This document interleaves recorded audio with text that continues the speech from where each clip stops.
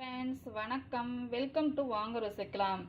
இன்னைக்கு எப்படி சில்வர் பாத்திரத்தை வந்து சுத்தப்படுத்தலாம்.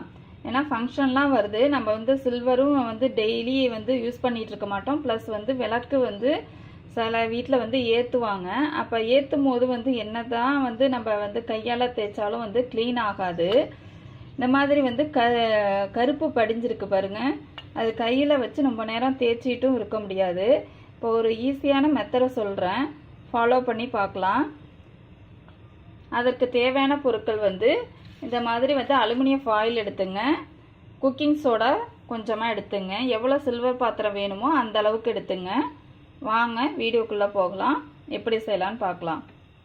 இப்போ ஒரு பாத்திரத்தில் வந்து தண்ணியை நல்லா கொதிக்க வச்சுருக்கேன். இதில் வந்து இந்த அலுமினியம் ஃபாயிலை வந்து பிச்சு போட்டுக்கலாம்.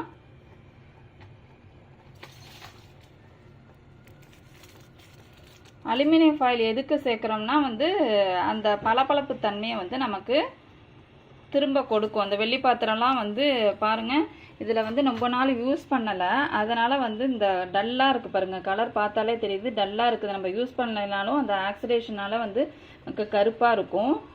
இந்த மெத்தடை வந்து ஃபாலோ பண்ணி செஞ்சு பாருங்கள். எது செய்யும் போதும் வந்து ஒரு விளக்கு இல்லை ஒரு தாம்பாளம் அதை ட்ரை பண்ணி பார்த்துட்டு வந்து அடுத்தது என்ன திங்ஸ் இருக்குதோ அது உங்களுக்கு நல்லா வந்துச்சுன்னா அடுத்தது எல்லாமே செஞ்சுங்க. இது யூஸ்ஃபுல்லாக இருக்கும்னு நினைக்கிறேன். இந்த வீடியோ நல்லா வந்து தண்ணி கொதிக்க ஆரம்பிச்சிருச்சு. இப்போ வந்து குக்கிங் சோடாவை வந்து சேர்த்துலாம். குக்கிங் சோடாவை ஆட் பண்ணும்போது கொஞ்சம் வந்து பொங்கும், அதனால் ஒன்றும் பிரச்சனை இல்லை.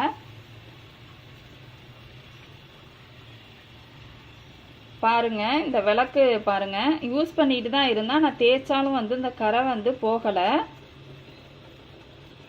இதில் வந்து போட்டு ஒரு 5 மினிட்ஸ் வந்து கொதிக்க வைக்கலாம்.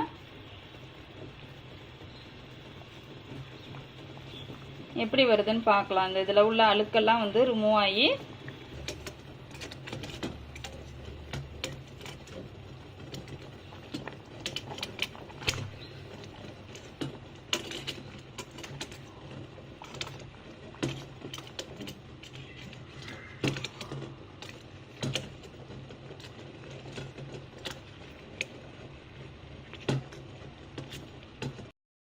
ஆயிடுச்சு. இப்போ எல்லாத்தையும் எடுத்து பார்க்கலாம். பாருங்கள் எவ்வளோ அளவுக்கு வந்து பிரைட்டாக வந்திருக்குன்னு. சில டைம் கம்மியாக கூட வந்து வெள்ளி பாத்திரம் ப்ளஸ் பித்தளை பாத்திரம்லாம் வந்து நீங்கள் வாஷ் பண்ணி எடுக்கும்போது கொஞ்ச நேரம் கொதிக்க வச்சாலே போதும். ஓப்பன் பண்ணி டர்ன் பண்ணி கொதிக்க விடுங்க.